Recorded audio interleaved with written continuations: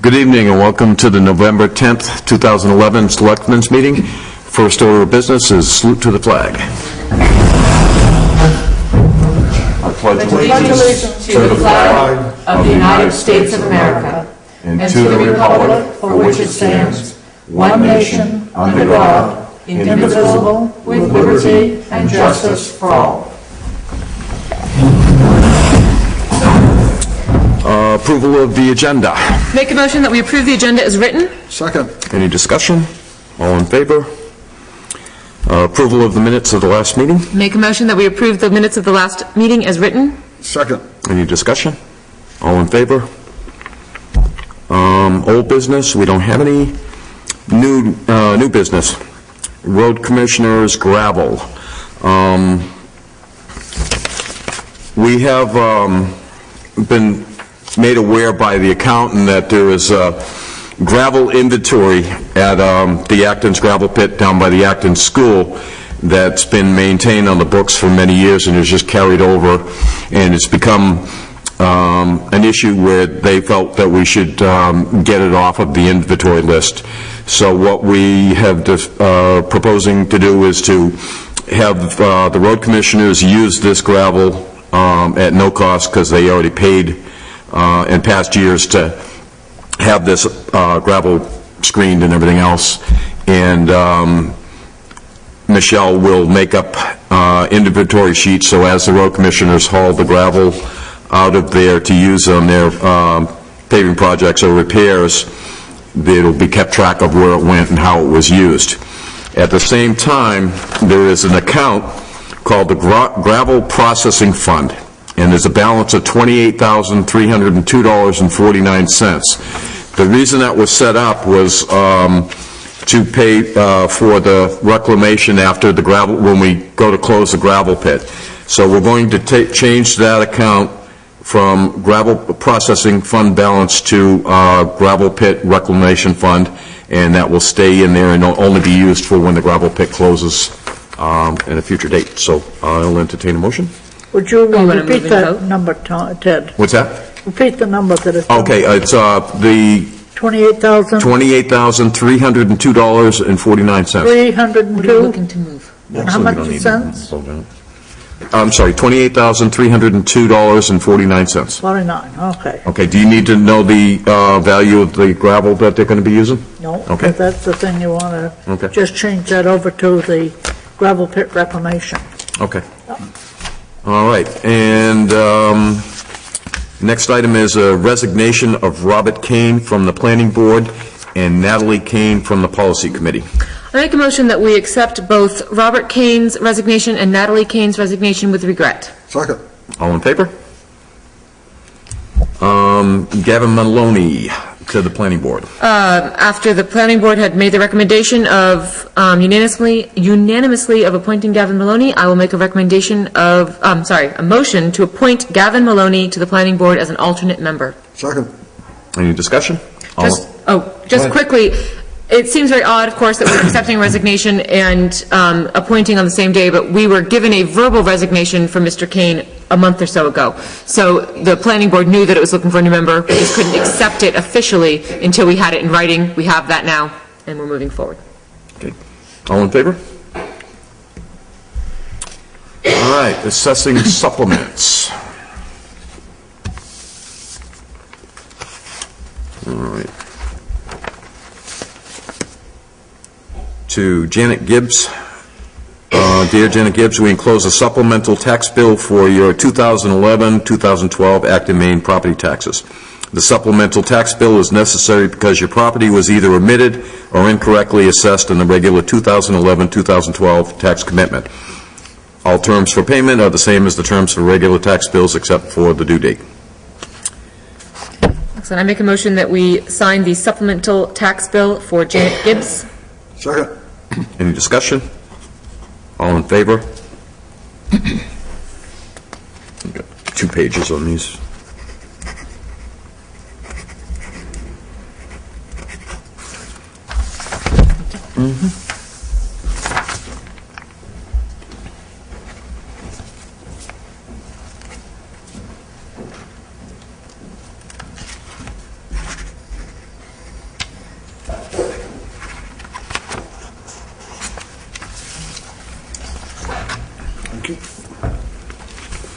Next one is a denial of an abatement to Brian Tamilio.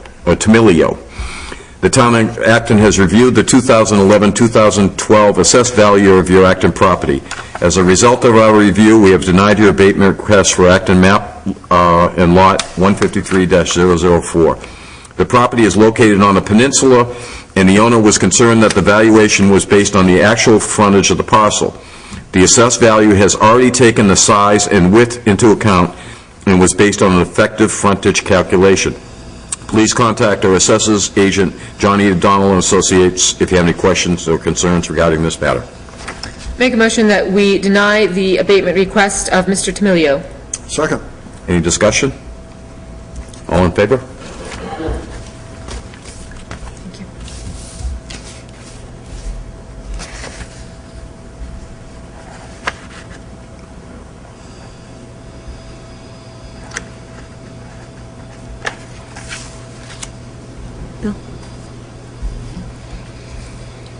Next one is James Fryer. The town of Acton has reviewed the 2011-2012 assessed value of your Acton property. As a result of our review, we have denied your abatement request for Acton map and lot 110-014. The valuation was reviewed to determine if the adjusted valuation was still reflecting the appropriate relationship between this property and neighboring properties. The properties were reviewed to determine if the correct valuation tables were applied to this property relative to the neighboring properties. It was concluded that all parcels in the applicant's neighborhood are correctly assessed. Please contact our assessors agent, John E. O'Donnell and Associates, if you have any questions. Make a motion that we deny the abatement request of Mr. Fryer. Second. Any discussion? All in favor? Who's next?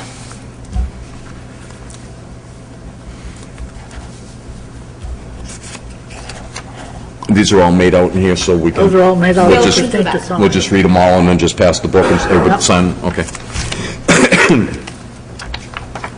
Wait.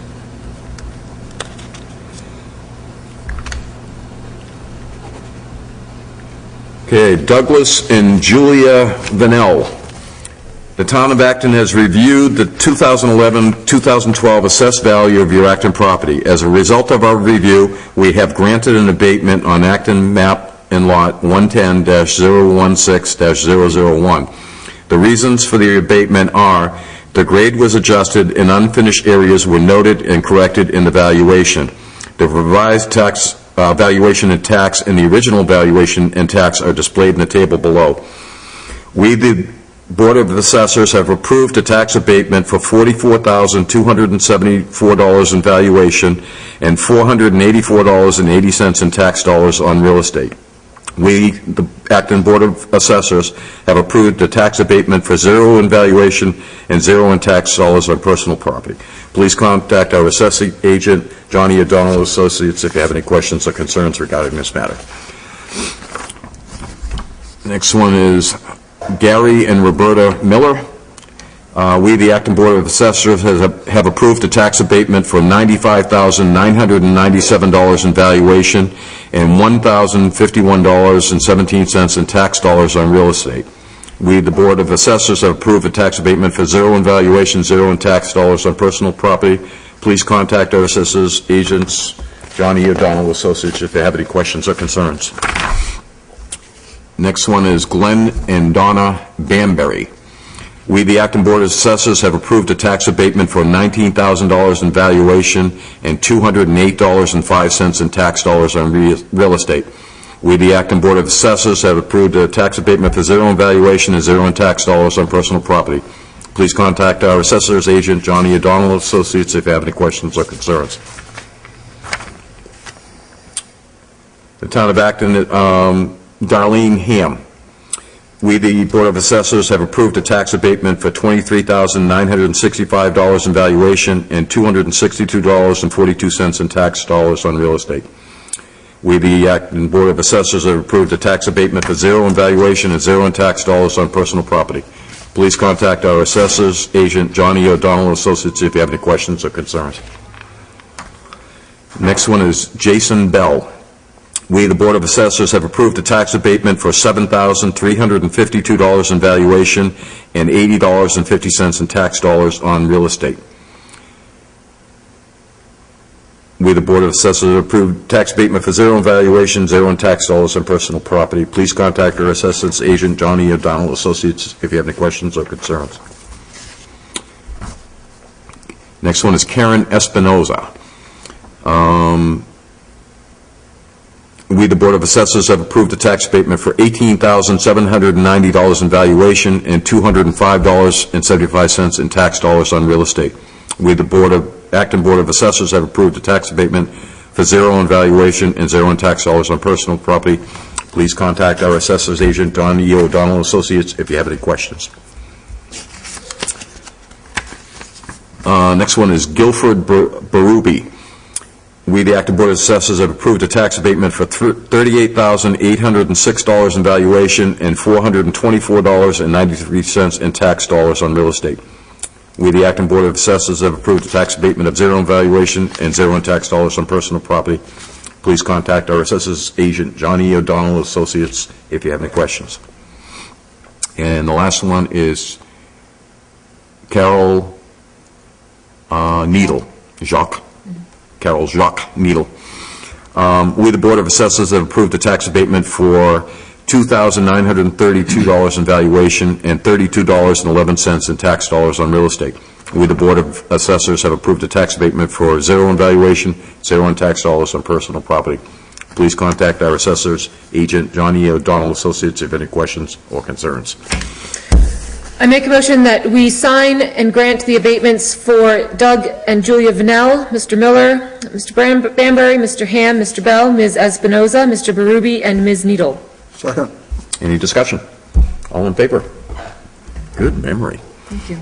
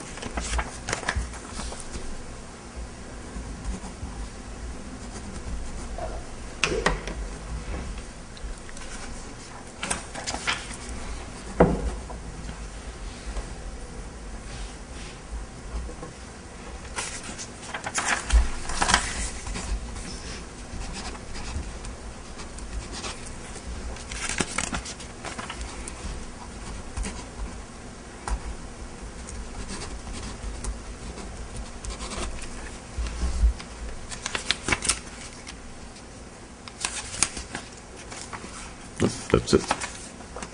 Oh, I missed one.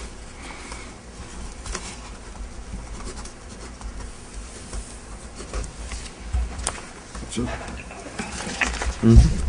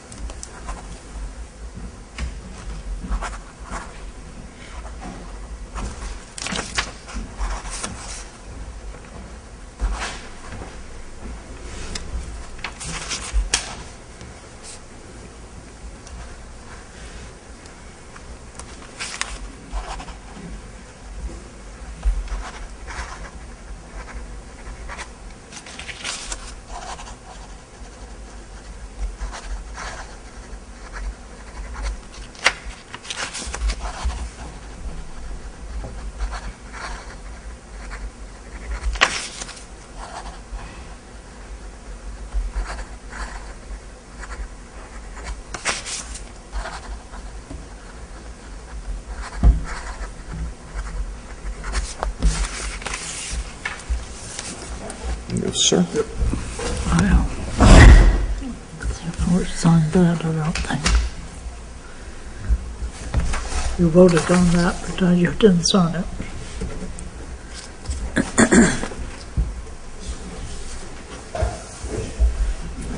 Mr. Vanelli, you could get up and dance if you'd like it to be more of a show. No, that's all right. I just don't feel so bad about the planning board meetings now. There's certainly far more colorful language in this. I don't know, we have a lot of dead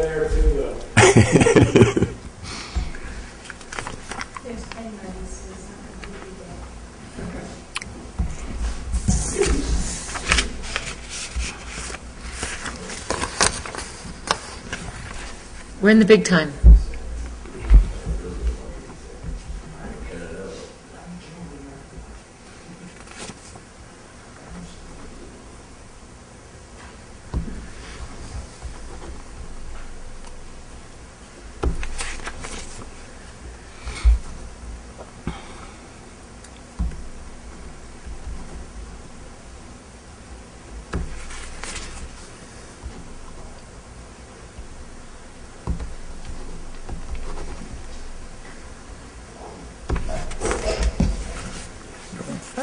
Look at that.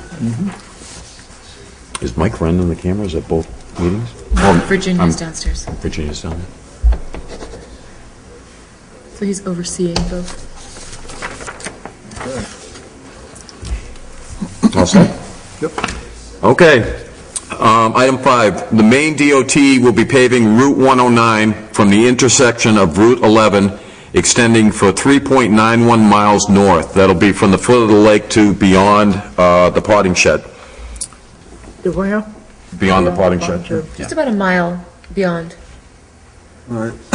The notice says, the Maine Department of Transportation is planning to design and advertise the subject project in the winter, spring of 2011 and 2012 for construction during the summer of 2012. The project is further described as follows. Hot mix asphalt, 3/4 inch overlay, beginning at the intersection of routes 11 and 109 and extending northerly 3.91 miles.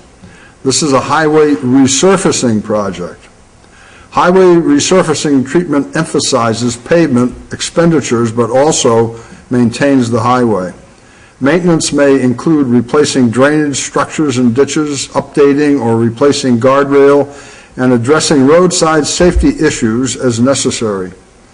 Pavement treatments may include overlays, grinding and overlay, cold in place recycling and overlay, and others as required. The pavement treatments and items that require maintenance will be determined as the project is designed. Both David and Lorraine, there has been a request a couple of times for a sign on that section of 109 that prior to getting to Goose Pond from either direction, that there be one of those handy, there's going to be a turn coming and the name of the road, Goose Pond Road, you know, the yellow squares on the corner, because you can't really see the road, especially if you're heading towards Sanford, you can't really see that turnoff until you're right on it. And so people end up going and they have to turn around, and it just makes a more dangerous intersection than it would need be. I've called DOT about it already and asked them for a sign. Maybe during this project, as part of the project, we could push for one of those signs.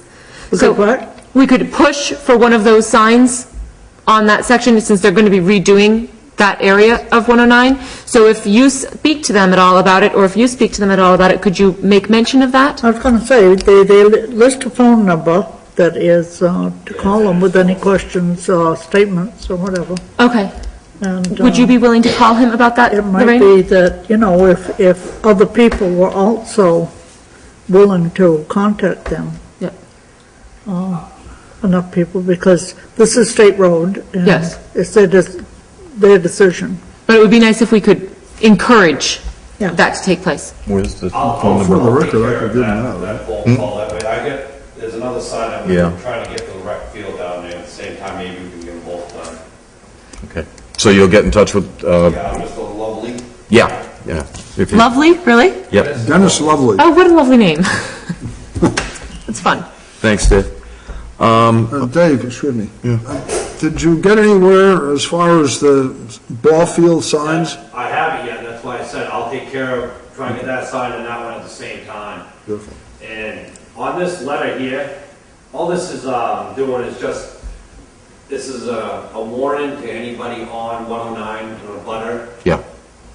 It really doesn't affect anybody. It would if you were in a city or a larger town that would have town water or utilities in the road. Mhm. This is so that you can't they're just telling you this work's gonna be done, that if you need to get your utilities out of that state road, you have to do it now, or you won't be able to do it for, well, one page says 3 years, the other page says 5, so. Okay. Well, we can use that new program that we have, the maps online, and get all the abutters, and then it prints out mailing labels, and then we could just send them out to... Jen's gonna work on they're saying that it's our responsibility. Yeah, to- notify them, yeah. Which is kind of funny, but she's working on a letter she's gonna send out, and we're gonna send out the statute and everything with it, so that people understand why they're getting this. Okay, great. Okay, exempt Ken Rodolfi, $925 for building permit fee. Ken Rodolfi is the gentleman who owns a house on the H Road that burnt down late spring, early summer. And we had him up for an abatement 2 weeks ago, and we couldn't abate him because his fire happened after April 1st. So I would entertain a motion. With great joy, I would move that we waive Ken Rodolfi's building permit fee of $925 so that he can rebuild his home. Second. Any discussion? All in favor? Other business? You guys got anything for us?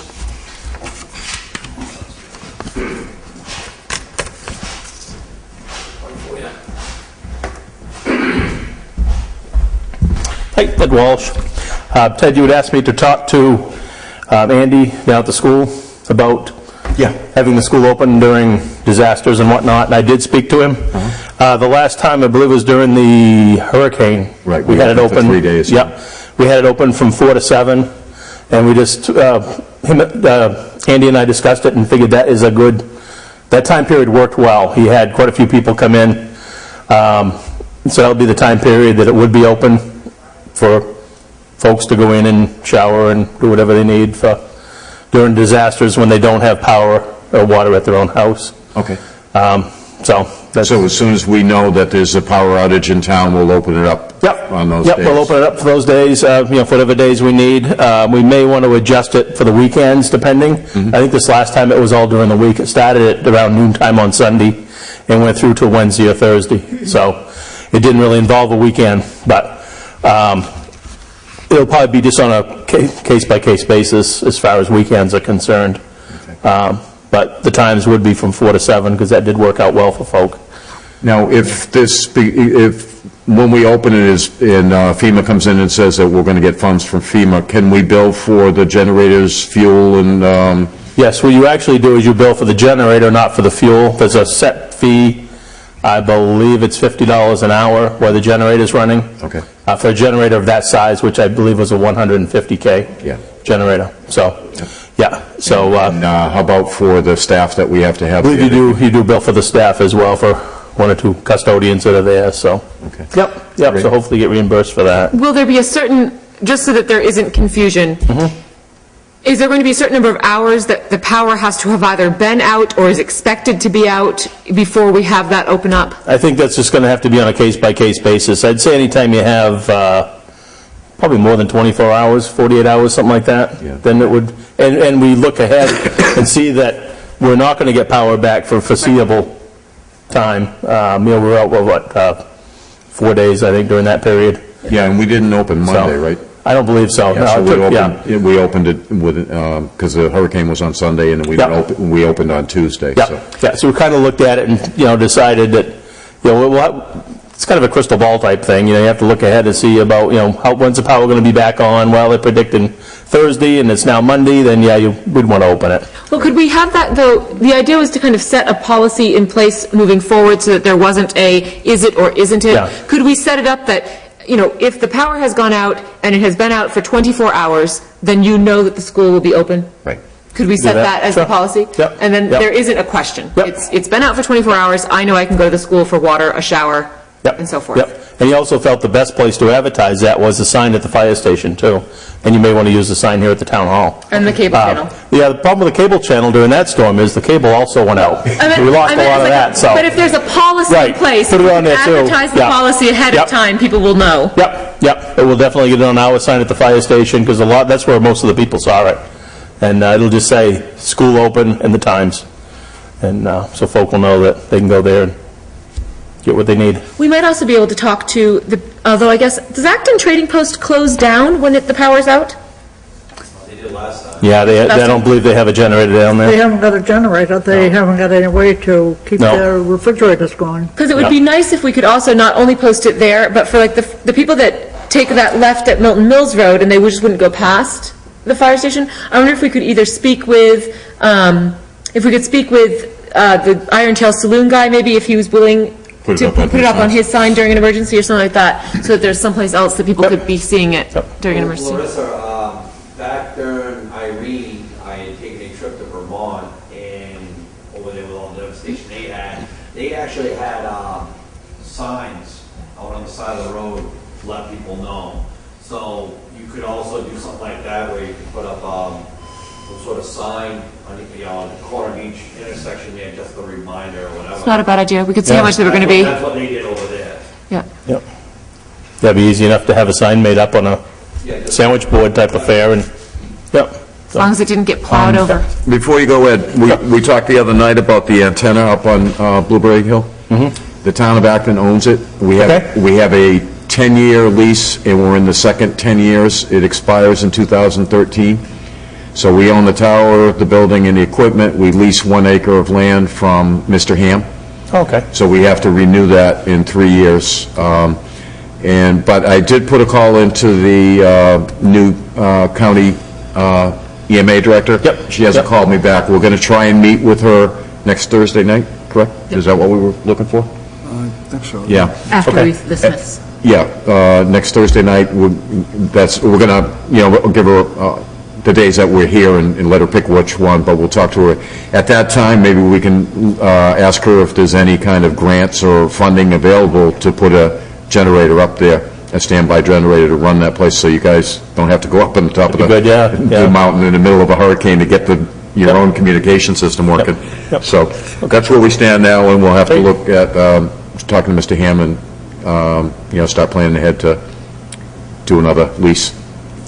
Sounds good. Thank you. Thanks, Ed.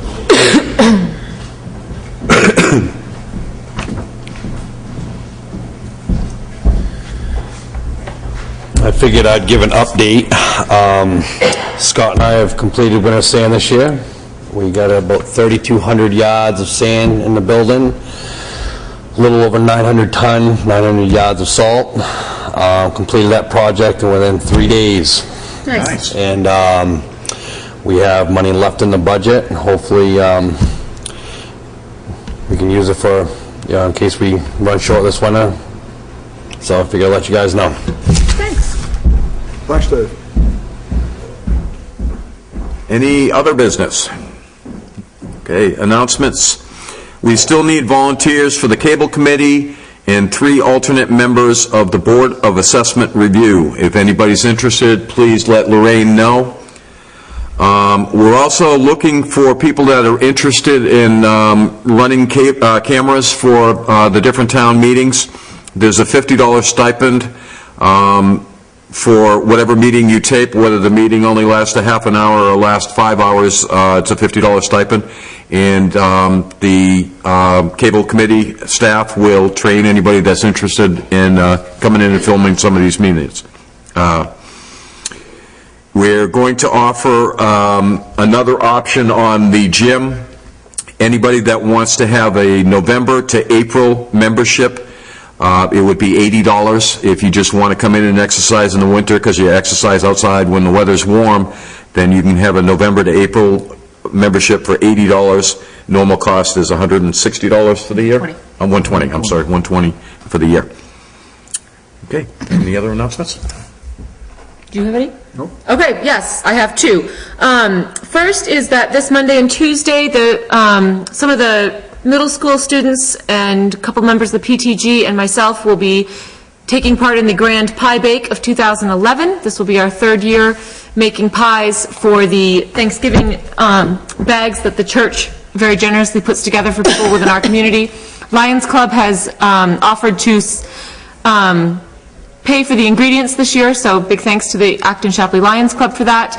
And we look forward to being here from 3 to 6 on Monday and Tuesday, so if you smell pie coming out of the town hall, that's what it's for. The second is a very personal announcement. My family and I have been working on the adoption of a child for the last year or so, and we expect that to come to fruition in the next 2 weeks. Our son is coming from South Korea. His name will be Hugo. I hope to have everyone greet him kindly when he arrives. And to help with that transition, it had been my intent to take 6 weeks off, kind of under the idea of a Family Medical Leave Act. Unfortunately, as an elected official, I do not qualify for that, as I am not an employee. So the options are to do something different. So what I would propose is that we find a compromise between me meeting the obligations to the townspeople that I committed to in June of 2009 and meeting the obligations that I have to my family that I committed to quite a bit before that. So I will be available by phone only, and I will be here for our actual scheduled board meetings. Other than that, it is my intent to remain home as much as possible to help really, truly one very scared and needy 2-year-old little boy who will need someone on site as much as possible, and help my other children who are going to be having a rather large change in their lives as well get through it as best we all can. So I am available by phone, however. I will happily answer phone calls, providing I am not mid-tantrum or something else that might be going on. So I will be back, I hope to be in full swing by January, and that will be that. Thank you, Larissa. Congratulations. Thank you. Okay, anything else? Motion? I will make a motion to adjourn. Second. Any discussion? All in favor? Thank you, guys.